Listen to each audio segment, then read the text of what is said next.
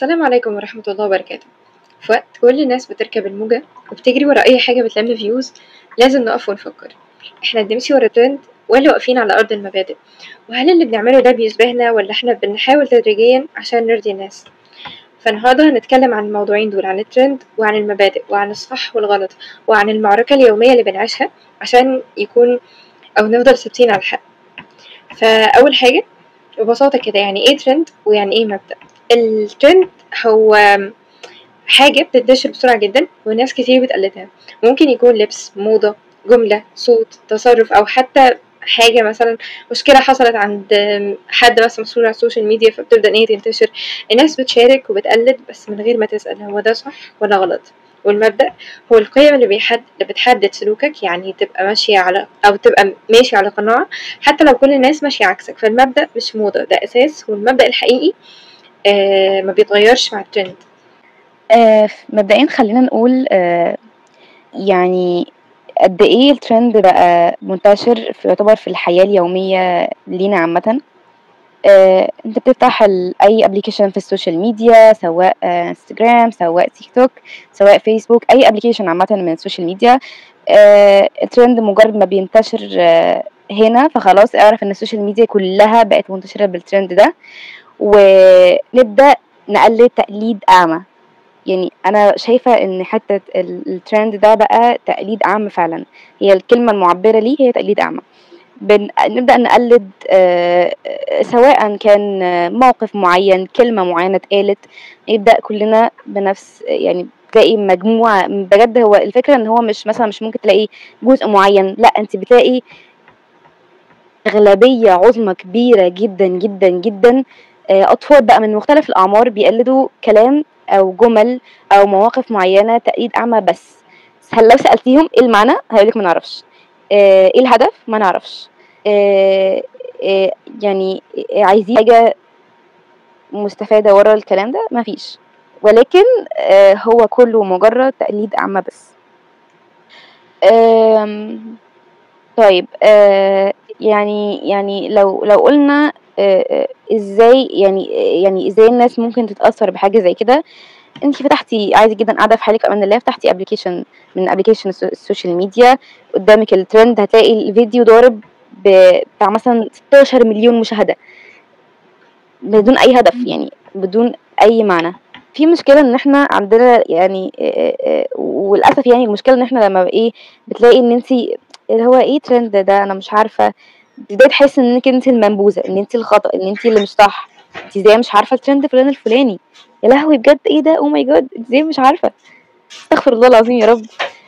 وبتحسي انك انت المختلف، ان انت الحاجة الغلط، ان انت اللي مش صح. فاحنا حابين نعرف ازاي نتعامل مع الترندات، سواء كانت تحديات، كلام، قضايا زي ما بنشوف مثلا مشكلة حصلت بين أسرة نطلع نفضح بعض على السوشيال ميديا بدون أي هدف، والفضيحة تطلع ترند ونبدأ كلنا نتكلم عن فضيحة مش عارف فلان الفلاني، كلنا نشوف يلا مش عارف ايه اللي حصل، وتلاقي بقى الفيوز كتير جدا. ويعني مبدأ للأسف خاطئ، وللأسف شديد السوشيال ميديا حاليا بقت مليانة أطفال بمختلف الأعمار بجد، وبيقلدوا تقليد أعمى. فعايزين نعرف ازاي نتعامل او نشوف حل وسط للموضوع، بحيث ان احنا ما نكونش يعني بعيد جدا عن الموضوع، ان احنا مش اللي هو احنا ناس معقدين، احنا ناس بعيدة عن الحياة والسوشيال ميديا ومش واعيين والكلام ده كله. فازاي نبقى موازنين بين الاتنين؟ بصي، قبل ما نتكلم عن الجزئية دي حابة أذكر حاجة الأول وبعدين هنقول ازاي ممكن نتعامل مع الموضوع. هو يعني أصلا احنا لو رجعنا للدين هنلاقي إن الترند موجود من زمان جدا بس مش بالشكل الحديث. هي كفكرة، يعني هو موجود من زمان كفكرة، يعني مثلا الناس بتقلد اللي قبلهم من غير تفكير. ربنا قال في سورة الزخرف في الآية رقم 22 كان بيقول إنا وجدنا آباءنا على أمة وإنا على آثارهم مهتدون. يعني هم مشيوا ورا اللي لقوه وافتكروا إن ده كفاية علشان يبقوا على حق.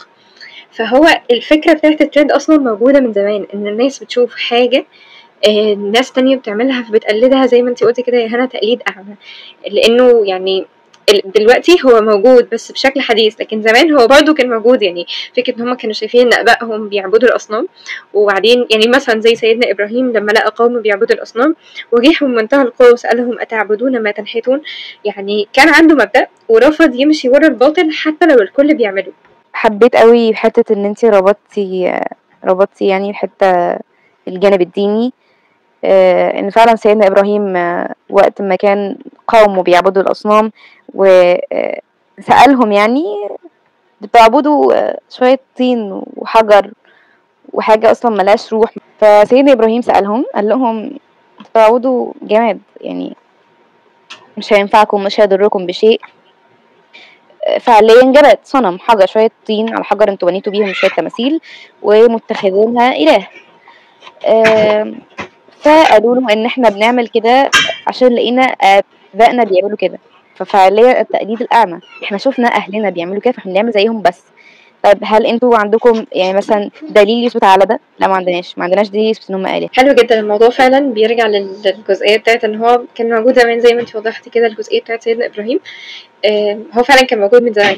نرجع بقى للجزئية اللي انت كنت بتقولي عليها، ازاي اصلا اقدر اتعامل مع الموضوع ده. هو احنا ممكن نحصر الموضوع في حاجة معينة، اللي هو ناخد بالنا من 3 أسئلة. ايه هما؟ هل اللي موجود ده بيرضي ربنا؟ ده أول سؤال. تاني سؤال، هل ينفع أفرج مثلا بابا وماما على اللي أنا بعمله ده أو الحاجة دي؟ ولو الفيديو ده فضل 10 سنين على النت هكون فخورة بيه. 3 أسئلة دول شوف ردهم. لو إجابتهم أيوة، يعني توكل على ربنا خلاص وده اعمله. لكن لو في شك ابعد، لأن المؤمن وقاف عند حدود ربنا. يعني في ناس بتشوف اللي بيمشي على المبدأ ده ضعيف، خايف، مش حر. بس ودي أكتر كدبة الشيطان بيداري بيها الحقيقة. اللي عنده مبدأ هو الأقوى، وهو اللي عنده مرجعية، وهو اللي مش بيتلون. الحرية الحقيقية إنك تقول لأ لما الكل بيقول أيوة للغلط، هي دي الحرية. بس في على فكرة يعني عادي ممكن احنا نستخدم الترند ده ان احنا نخدم بيه المبادئ. مثلا زي هو الترند مش عدو، هو وسيلة. بس لو الشخص نيته صافية ولا يعني قلبه واعي، الترند ممكن يكون طريق نور بجد. يعني زي مثلا ما في ناس بتنشر القرآن والدعوة والحياة، مش بتكلم كحاجة دينية بس أنا بدي مثال. يعني ممكن أي حاجة بقى ليها علاقة بالعلم، ليها علاقة بالدين، ليها علاقة مثلا بأبحاث، كل الحاجات دي، وبقى ليهم أثر أو تأثير أكتر من بعض القنوات. أنا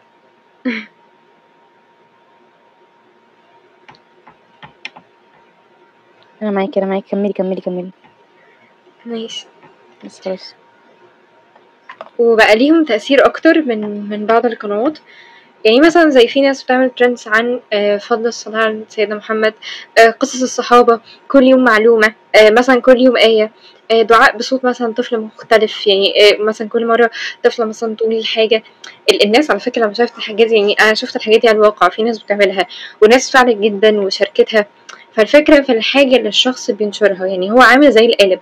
فشوف بقى القالب ده هتعبيه ايه، وعلى حسب اللي هتحبيه ده يعني الشخص بيفيض بالحاجة اللي جواه. يعني هو لو جواه حاجة هتلاقيها بتفيض في تصرفاته في أفعاله في الحاجات اللي بيعملها. فأنا بحس النقطة دي شوية ممكن نربطها بالموضوع.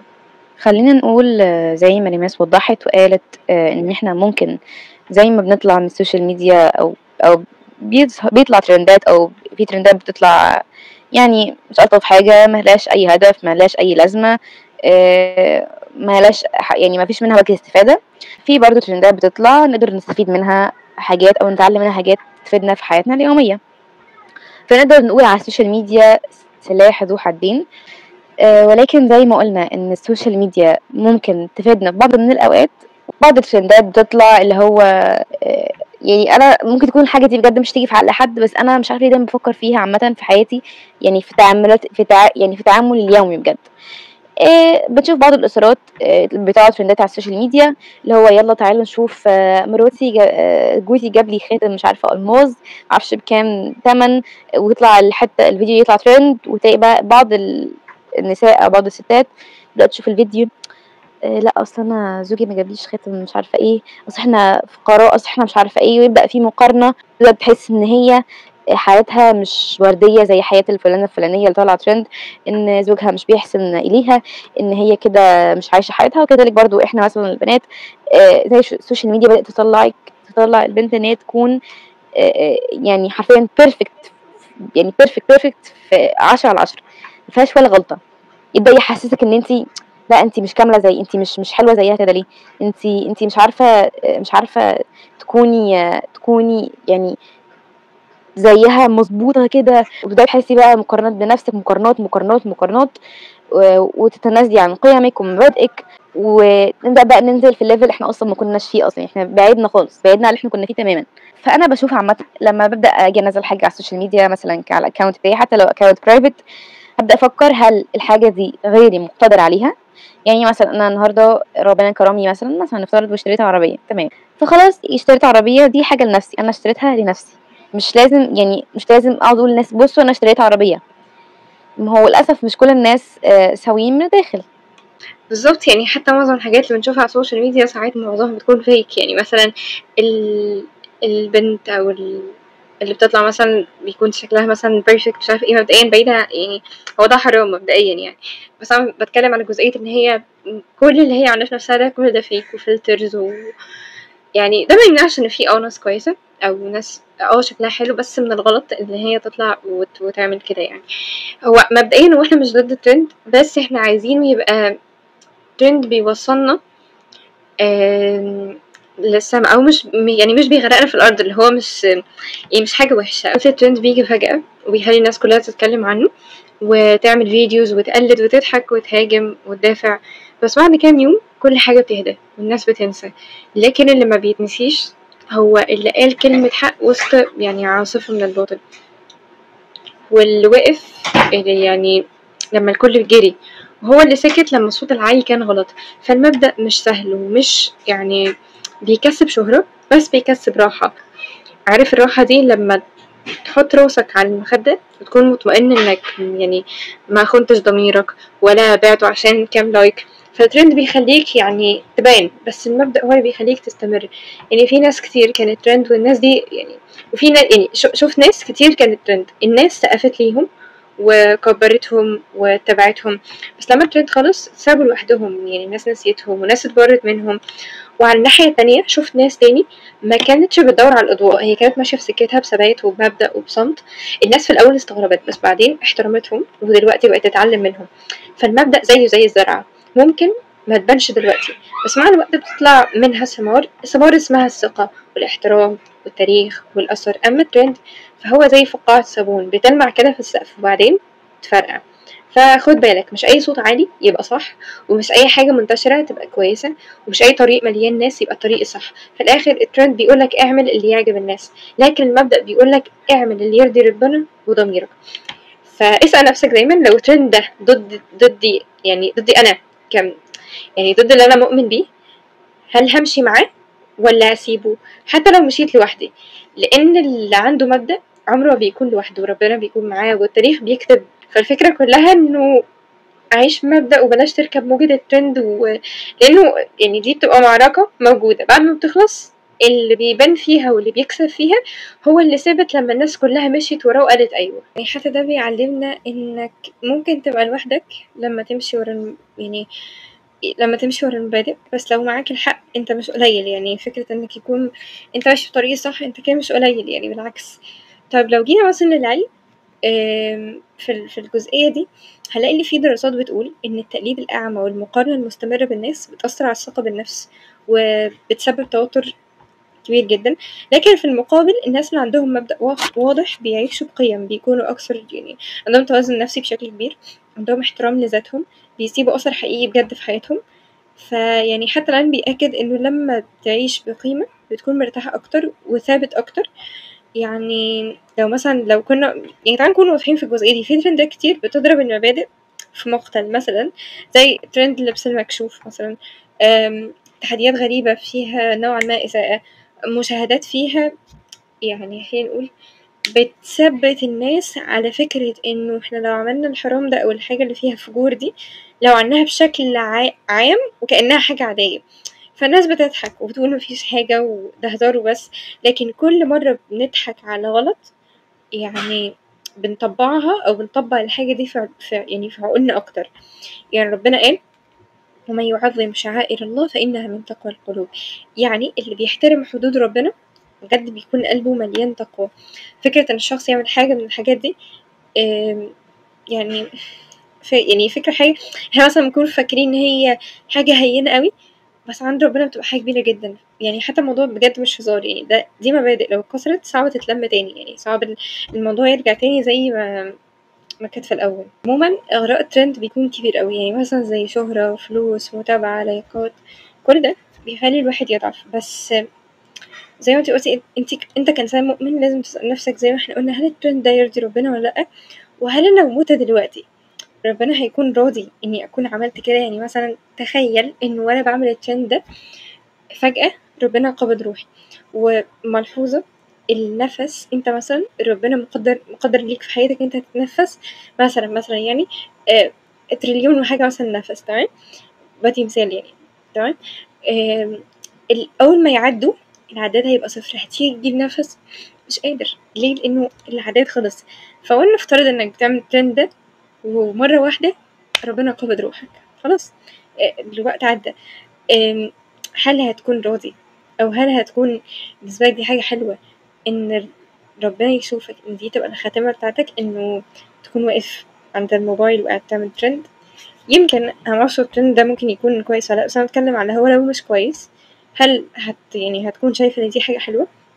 هو ده مش تطرُّف، ده وعي. لمّا ترفض حاجة علشان مبدأك، عشان أنت مش مُعقّد، لأ، أنت ببساطة محترم نَفْسك ورافع نَفْسك عن التفاهة. كل يوم بنعدّي باختبار، اعمل كذا عشان تبقى مشهور، وقُل كذا عشان أضحّك الناس. بس السؤال الحقيقي، هل المبدأ يعني أو هل المبادئ بقى تقدر تصمد وسط الغواية دي كلّها؟ في الحقيقة أكيد طبعًا تقدر، بس محتاجة صبر ومحتاجة هدف. يعني اللي عايش يعني عارف هو بيعمل كده ليه، ومستحيل يتهز بسرعة. يعني سيدنا محمد صلى الله عليه وسلم قال: "من ترك شيئًا لله عوّضه الله خيرًا منه". أنت سِبت الحاجة دي، أنت نِفْسك تعملها وشايف إن هي حاجة كويسة، أو من وجهة نظرك إن هي إيه ده، أنا لو عملت كذا مش عارفة هيبقى عندي views كتير، وبالتالي ال آمم فلوسي مثلًا هتكتر وهاكون مشهور أكتر ومعروف أكتر. أنت سِبت كل ده لله، ربنا هيعوّضك خير منّه بكتير، بمراحل بجد. بس الفكرة كلّها موضوع إنّك تشغّل عقلك شوية في الموضوع ده، لإن هو مش سهل حد يمسك نَفْسه. من أصعب أنواع الجهاد موضوع جهاد النَفْس ده، إنّك تجاهد نَفْسك على حاجة أنت فعلًا نِفْسك تعملها أوي، بس بتجاهد نَفْسك إنّك ما تعملهاش، إنّك عارف إن دي غلط، وإنه لو اتعملت هي ما تليقش بيك أنت كشخص أو كمسلم. في الجزئية دي في ناس كتير على فكرة لمّا بتمشي ورا مبادئها وبتسيب الحاجة اللي هي لأ، اللي هو الtrends أو الحاجة المنتشرة دلوقتي أو حاجة هي كانت عايزاها. يعني مثلًا في ناس رفضت تعاقدات ضخمة جدًا علشان كانت ضد قيمهم. في ناس مثلًا على السوشيال ميديا بيقدموا محتوى نضيف جدًا حتى لو الviews قليلة، بس ربنا فتحها عليهم. وفي مثلًا شباب بدأوا ينشروا علم وفضّلوا يعني وفضلوا صامدين عن الموضوع ده، والناس بدأت تحترمهم وتسمعهم. يعني المبدأ مش بيقلل من النجاح، ده بيخلّيه بجد حقيقي. أو خلّينا نقول صيغة الموضوع ده بشكل تاني، إن المبادئ مش بتمنعك من النجاح، هي اللي بتحميك من السقوط. فتعالوا نلخص الحكاية دي. أول حاجة، اسأل نفسك قبل أي تصرف، هل ده يرضي ربنا والّا لأ؟ دي أول حاجة. تاني حاجة، راجع مبادئك كل فترة، خليك واعي مش تابع. تالت حاجة، ارفض اللي ضد دينك حتى لو شكله ترند. رابع حاجة، اختار الناس اللي بتتابعهم يعني بعقلك مش بعينك. وخامس حاجة، خليك مؤثر مش مقلد. ففي الزمن اللي احنا فيه ده زمن بيجري بسرعة والمبدأ هو البوصلة، وفي الزمن اللي احنا فيه برضو الصوت عالي بس السكينة رزق. فخليك دايما مع ربنا، وافتكر: ومن توكل على الله فهو حسبه. وإن الترند هيمشي لكن الأثر هو اللي هيفضل. ويعني سلام على كل قلب اختار النور على الضوضاء. واللهم ثبتنا على المبدأ واجعلنا من الذين يغيرون العالم لا العالم يغيرهم. حياتنا مشوار والمبدأ دليل والترند لحظة، لكن رضا ربنا هو النهاية السعيدة. كنتم مع مشوار، وما زال في العمر مشوار نمشيه على نور. وخلينا نقول دعاء ختام المجلس: سبحانك اللهم بحمدك، أشهد أن لا إله إلا أنت، أستغفرك وأتوب إليك. السلام عليكم.